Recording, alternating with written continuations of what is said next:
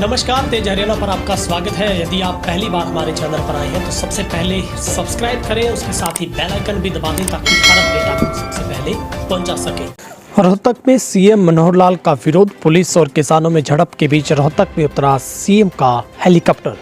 कृषि कानूनों के विरोध में हरियाणा में बीजेपी और पार्टी नेताओं का विरोध लगातार जारी है। शनिवार को मुख्यमंत्री खट्टर रोहतक जिले में बीजेपी सांसद अरविंद शर्मा के पिता की 70वीं में शामिल होने पहुंचे थे। मुख्यमंत्री हवाई मार्ग से रोहतक पहुंचे, लेकिन उनके आने की खबर लगते ही किसान लामबंद हो गए। सवेरे से ही किसान मस्तनाथ विश्वविद्यालय में बनाए गए हेलीपैड के आसपास डटे रहे। जैसे ही मुख्यमंत्री के पहुंचने की आहट से सरगर्मी बढ़ी, प्रदर्शनकारी किसान भी हेलीपैड की तरफ बढ़ गए, लेकिन पुलिस ने उन्हें रोका। पुलिस को लाठीचार्ज भी करना पड़ा। पुलिस और किसानों के बीच हिंसक झड़प भी हो गई। वहीं सामने से किसानों ने पथराव किया, जिससे कई पुलिसकर्मी भी घायल हो गए। भड़के किसानों ने बैरिकेड भी उखाड़ दिए। मामले की जानकारी मिलते ही आईजी संदीप खिरवार मौके पर पहुंचे थे। इन सबके बीच में मुख्यमंत्री के हेलीकॉप्टर की लैंडिंग पुलिस लाइन परिसर में करवाई गई। अब मुख्यमंत्री का काफिला सुरक्षित विश्राम गृह परिसर में पहुंच चुका था, लेकिन किसानों के कारण मुख्यमंत्री के हेलीकॉप्टर के लैंडिंग की जगह 1.5 घंटे में 2 बार बदलनी पड़ी। तकनीकी खामी ने कराया नुकसान, पर बच गई जान। करनाल में 3 मंजिला मकान में लगी आग। हरियाणा के करनाल जिले के इब्राहिम मंडी के पास जीवनगर में शनिवार सुबह उस समय हड़कंप मचा जब 3 मंजिला एक घर में आग लग गई। आग शॉर्ट सर्किट की वजह से लगी। वहीं आग लगने से लाखों के नुकसान की आशंका जताई गई है। वहीं हादसे में कई लोगों की जान बाल बच गई। बताया जा रहा है कि मकान के सबसे नीचे की मंजिल में बैग बनाने का काम किया जाता है। यहाँ एक गोदाम में बना हुआ है। ऊपरी मंजिल पर एक परिवार रहता है।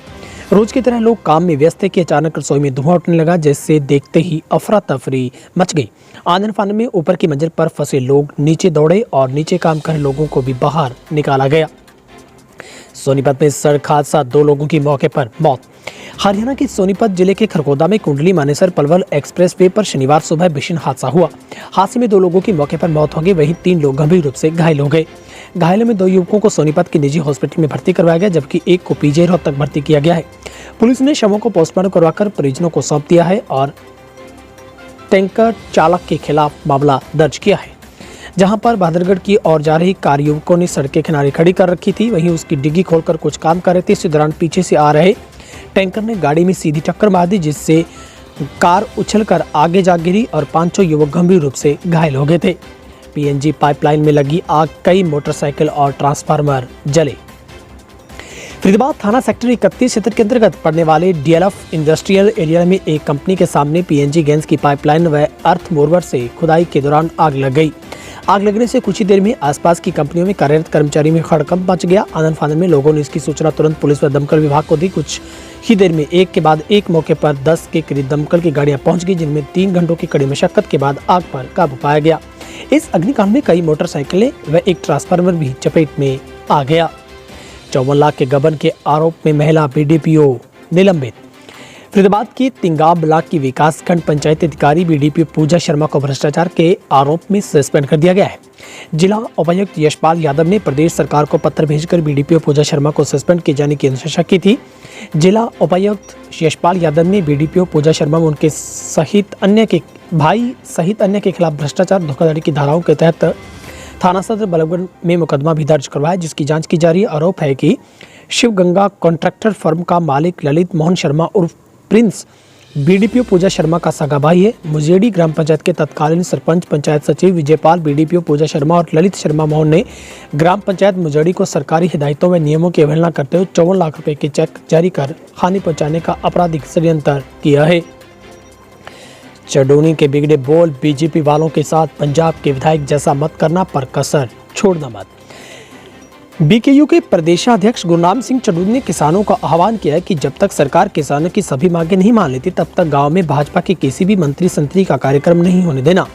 मजाकिया लहजे में चडूनी बोले कि ऐसे भाजपाइयों से पंजाब वाले विधायक नारंग आली तो ना करियो, पर कसर छोड़ियो ना। गुरनाम सिंह चडूनी संयुक्त किसान मोर्चा द्वारा गोहला के गांव चक्कू लदाना में आयोजित विशाल किसान रैली को संबोधित कर रहे थे। रैली की अध्यक्षता किसान नेता अंग्रेज सिंह नंबरदार व हरियाणा से गुरुद्वारा मैनेजमेंट कमेटी के सदस्य अवतार सिंह चक्कू ने की। गुरनाम सिंह चंडूनी ने कहा कि गरीबों की वोट सत्ता में पहुंची बीजेपी की सरकार अब चंद पूंजीपतियों की हिमायती बन बैठी है। हरियाणा के इस जिले में लग सकता है कर्फ्यू। एक ही दिन में कोरोना के 274 केस। करनाल की कोरोना की रफ्तार लगातार बढ़ रही है। इसके साथ साथ लोगों में दहशत भी घर कर रही है। यदि ये रफ्तार यूं ही बढ़ती रही तो नाइट कर्फ्यू लगने की अटकलें सही साबित हो सकती है। करनाल में शनिवार को एक फैक्ट्री के 20 कर्मचारियों समेत 274 केस सामने आए हैं, जिनमें से छात्र, टीचर, स्टाफ की नर्स, बैंक कर्मचारी भी शामिल हैं। डीसी ने सिविल सर्जन की रिपोर्ट के अनुसार बताया कि जिले में अब तक कोरोना वायरस संक्रमण से संदिग्ध कुल 2,72,000 से ज़्यादा व्यक्तियों के सैंपल लिए गए हैं, जबकि इनमें से 2,54,000 की रिपोर्ट नेगेटिव आई है। इनमें से 15,205 मामले पॉजिटिव, जिनमें से 172 मरीजों की मौत हो चुकी है। 1648 एक्टिव केस हैं। अभी भी विपक्ष का सरकार पर आरोप, मंडियों में बहाने बनाकर किसानों को किया जा रहा है परेशान। पूर्व मुख्यमंत्री व नेता प्रतिपक्ष भूपेंद्र सिंह हुड्डा ने प्रदेश की मंडियों में फैली अव्यवस्था के लिए सरकार को जिम्मेदार ठहराया है। उन्होंने कहा कि 1 अप्रैल से खरीद का ऐलान करने के बावजूद सरकार ने मंडियों में गेहूं खरीद के लिए उचित व्यवस्था नहीं की। जो किसान अपनी फसल लेकर मंडी में पहुंच रहे हैं, वे वेब पोर्टल पर रजिस्ट्रेशन सर्वर डाउन का बहाना बनाकर परेशान किया जा रहा है। किसानों को कहा जा रहा है कि जिसके पास मैसेज आएगा वो ही अपनी फसल मंडी में बेचने के लिए आएगा। रोहतक में सीएम खट्टर के विरोध पर बोले विज, पुलिस अधिकारियों से पूछेंगे उन्होंने ऐसा क्यों होने दिया।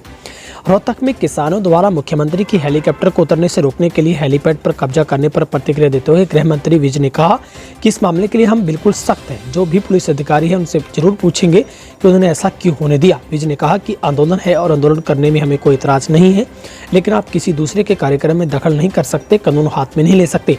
अगर किसी का कार्यक्रम हो रहा है तो उसमें से 200 किलोमीटर दूर तक रहें। विज ने कहा कि उन्होंने सभी अधिकारियों को इस मामले में स्पष्ट आदेश दिए हैं कि अगर कहीं इसका उल्लंघन हुआ तो उसकी जांच की जाएगी। किसान नेता राकेश टिकैत पर राजस्थान में हुए हमले पर राहुल गांधी द्वारा ट्वीट करने की संग सभी को लड़ना सिखाता है पर पलटवार करते हुए गृह मंत्री अनिल विज ने कहा कि राहुल गांधी तो देश में झगड़ा करवाना चाहते हैं। बिना किसी सबूत के किसी संस्था के ऊपर आरोप लगाना ठीक बात नहीं।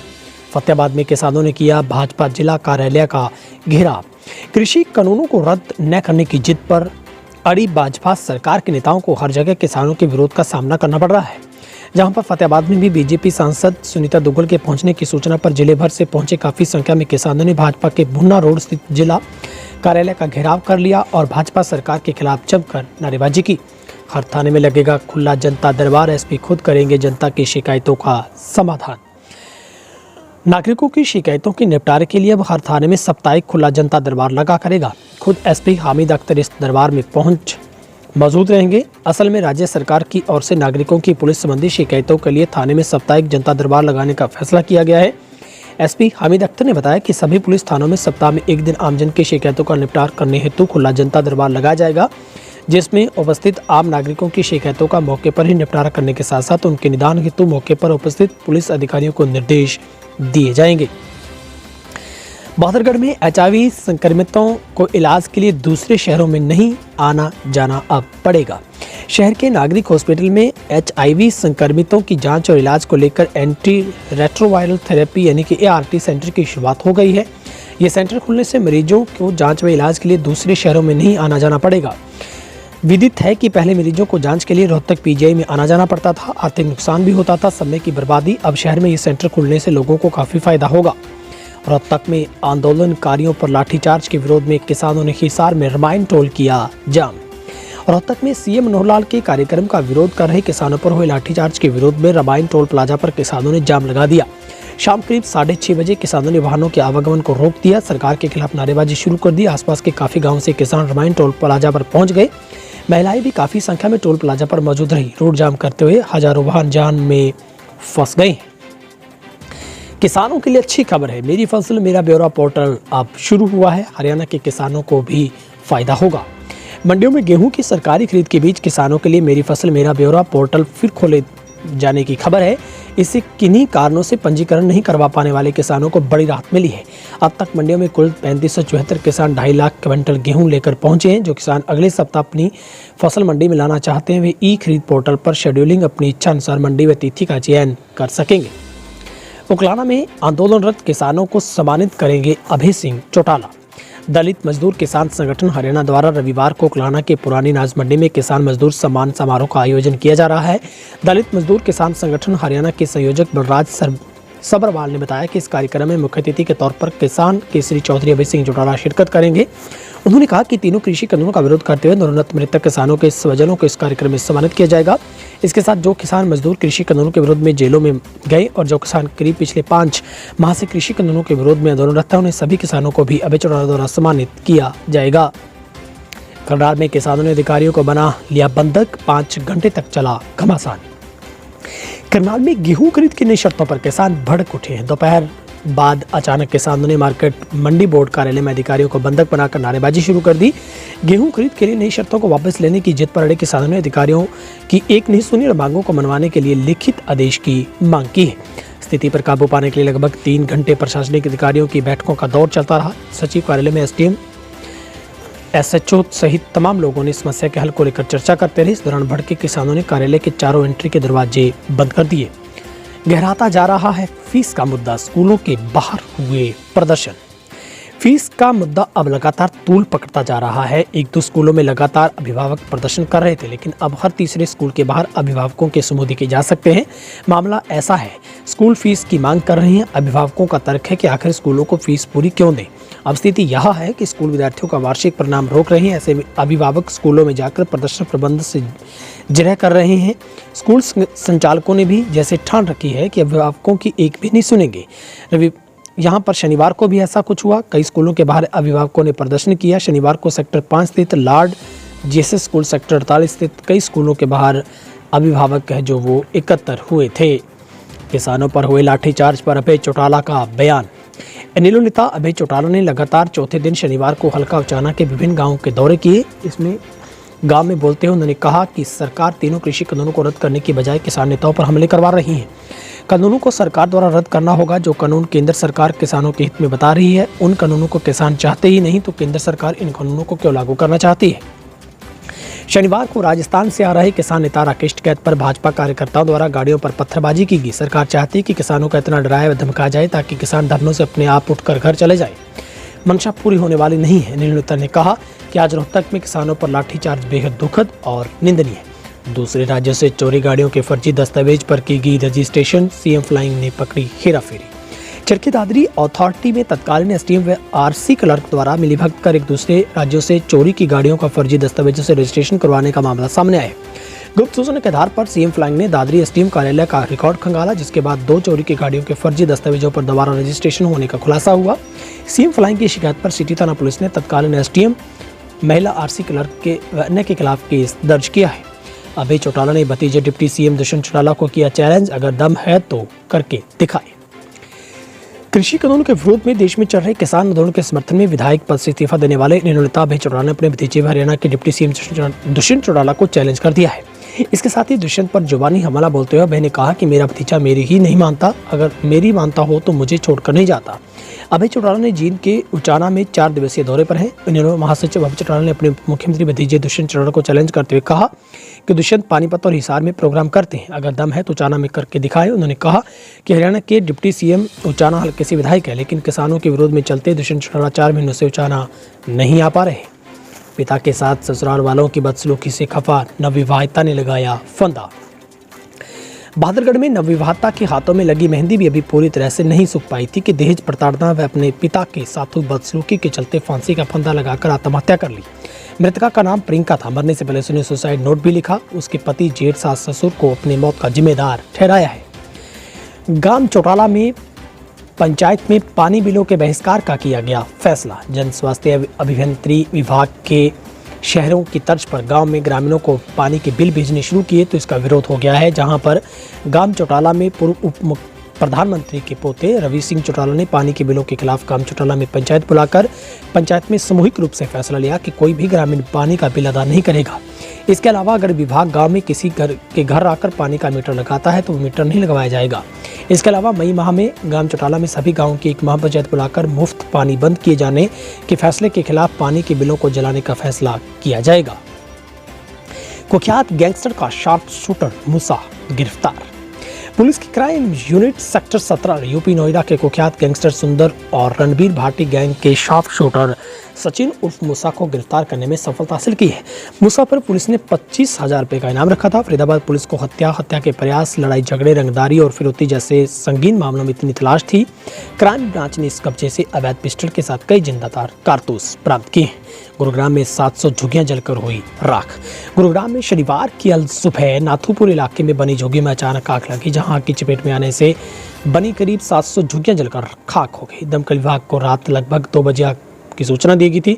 इसके बाद गुरुग्राम के सेक्टर 29 दमकल केंद्र से 12 गाड़ियां, अन्य फायर सर्विस स्टेशन से बाकी गाड़ियां मौके पर पहुंच गई, आग पर काबू पाने में जुटी हैं। बताया जा रहा है कि दमकल विभाग की 2 दर्जन गाड़ियों ने करीब 6 घंटे की कड़ी मशक्कत के बाद आग पर काबू पाया। हालांकि गनीमत रही कि हादसे में किसी को कोई जान या नुकसान नहीं हुआ। हादसे में लोगों की जमा पूंजी जो लाखों रुपए में थी, सामान जलकर खाक हो गया। आग शॉर्ट सर्किट होने की वजह से लगी थी। बदमाशों के हौसले इतने बुलंद हो गए हैं कि अब ट्रेन को भी लूटने से गुरेज नहीं कर रहे हैं। बेखौफ बदमाशों ने हिसार के बरवाला में पहले सिग्नल फेर कर फिर अजमेर अमृतसर एक्सप्रेस में रोका, फिर 8 मिनट तक लूटपाट की। इस दौरान हथियारों के बल पर बदमाशों ने यात्रियों से सोने के आभूषण, नकदी, मोबाइल लूट लिए। ये घटना वीरवार सुबह की बताई जा रही है। कोरोना का कहर, शादी में मेहमानों की संख्या पर पाबंदी, अब नियम सख्त। गोहाना, कोरोना के बढ़ते मामलों को लेकर गोहाना में प्रशासन सख्त हो गया है। प्रशासन ने शादी समारोह सहित अन्य कार्यक्रमों में भीड़ पर पाबंदी लगाने का फैसला लिया है। गोहाना के एसडीएम ने संबंधित अधिकारियों को निर्देश दिए हैं कि किसी शादी समारोह में 50 से ज्यादा लोग एकत्र न हो। आयोजकों को समारोह के लिए एसडीएम से अनुमति लेनी होगी। साथ ही मास्क, शारीरिक दूरी, अन्य नियमों की पालना करना जरूरी होगा। इसके अलावा शहर में बिना मास्क लगाकर घूमने वाले लोगों के चालान काटे भी जाएंगे। हरियाणा के मुख्यमंत्री मनोहर लाल एक बार फिर दिल्ली पहुंच गए हैं। अगले उनका 2 सप्ताह में ये 5वां दौरा है। इससे पहले वे 4 बार दिल्ली पहुंच चुके हैं। आज के इस दौरे पर कई केंद्रीय मंत्रियों से मुलाकात करेंगे। संगठन विस्तार को लेकर भी चर्चा हो सकती है।